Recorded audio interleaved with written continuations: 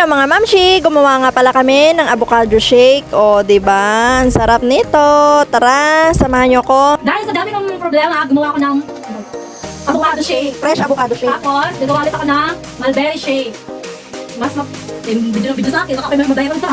Tapos, mo yan, tingnan mo. Kung hindi mo lang paglabay, makalabay, para makagawa ka nun.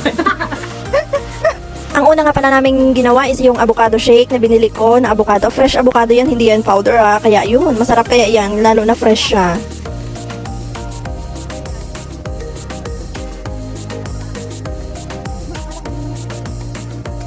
Siya nga pala yung gumagawa ng aking shake na binili. Uy, shake na binili daw. Avocado lang naman. Tapos syempre, yung aming mulberry, siya rin ang gagawa. Kasi siya yung mahilig magkain-kain. Oh, talaga ba? Kami din kaya. Pero tamad lang kaming gumawa.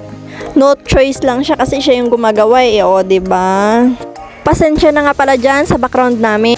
Ito na po yung wine. Yan, tadaan! Pag ito'y nakalasing, ay aming lalasingin. I flex my ano pangalan kaya to? Mulberry wine. My... Mulberry wine. Bukap dito. Ay, may pakakay, ano na, nabayaran ng aking pagmumukha. I-impact mo hanggang next year yan, inumin natin ni EJ. No problem yan, hindi na uubos yung bunga ng mulberry. Kahit na gagawa tayo ng wine. Para pag sumikay niya, natin iloy ay, baka isang tumbler na yung wine. Yung video sa akin, baka may mabayaran ka. Tapos mo yan, tingnan mo. Kung hindi mo lang paglabay, makalabay, para makagawa ka nun. Dalawang tablet na kalabay, makagawa ka rin ng ganito. No. Ilagay ng moment. Hindi naman para, dapat ito Ilagay ng moment. Alok ka ng alok nili. Ay, maglalaba for today. Hindi ako naglaba dahil ako'y na-stress. Ang aking stress reliever ito. Dito sa baba. Kumasya at makapag-jusmisan. Magpatanggal ang aking stress. Dahil sa dami kong problema, gumawa ko ng avocado shake. Fresh avocado shake. Tapos, gagawa ulit ako ng mulberry shake. Mas matagal, mas masarap. Oo nga, mas matagal, mas masarap yan. Nagano'n kami, hindi na muna ako magmamaniho. Ay, aba naman kuya mo, hindi ka talaga pwedeng magmamaniho pag ikay na uminom dito. Dito ka na matutulog. Para hindi na mabibili ka lang yung isang pisngi. Hindi ka pwedeng umuwi, baka isang pisngi, mabiyak ulit. Ay, tuwang-tuwa ang aking dalawang mama at papa sa'yo, kuya mo. Baka iadawan mo kayong bumiyak ulit. Di ba? Isang kalating pitchel na mulberry, gagawa ulit tayo. Dahil maraming gatas si Cotton Joy, gagawa naman tayo ng marami. O, di ba? Itong kanyang avocado, pag nasira-sira na kasi nagdalok. Nagdalok niya, o, di ba? Nabulok. O, gusto mo lang magulat yung mga panira ba naman sa moment yung mga tao dito eh. Hindi ba bulok? Bulok.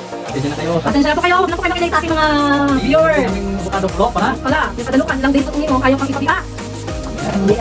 Talaga naman kuya mo, ay talagang pangkay na yung biya, pag ikay pa rin pasimpla. Baka yung isang matabagal maging sikip na lalo. Habang nagsishake nga dyan yung kapatid ko is nagla-live siya. Kaya ayun, marami siyang kachismisan sa kanyang live. Yung mga pinsan din syempre namin sa malalayo. Kaya lagi dito sa amin yan lagi siyang bumababa kasi nga wala siyang kamaritisan sa kanila. Makumba naman kasi sulo ang bahay sa bundok ng tralala. Pagkatapos kaya ng ilang minuto is dumating na yung yelo. Kaya ayan, nag-aura na naman siyang naggawa. So, ang final, ito na ang pinaka talaga, ang masarap na avocado shake. So, ayan, pinaglalagyan na namin. Syempre, inaano namin, pinaparty-party namin. Walang lapangan, di ba?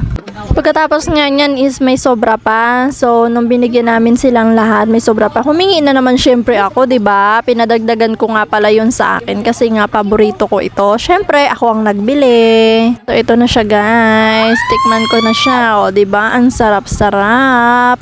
Umalis na kami niyan sa sala dahil nga ang init kaya lumipat kami dito sa aming paboritong tambayan, ang aming kubo. O, 'di ba? 1 year na 'yan. Ayos pa din. So, pagkatapos nga namin gumawa ng ng avocado shake is ayan na.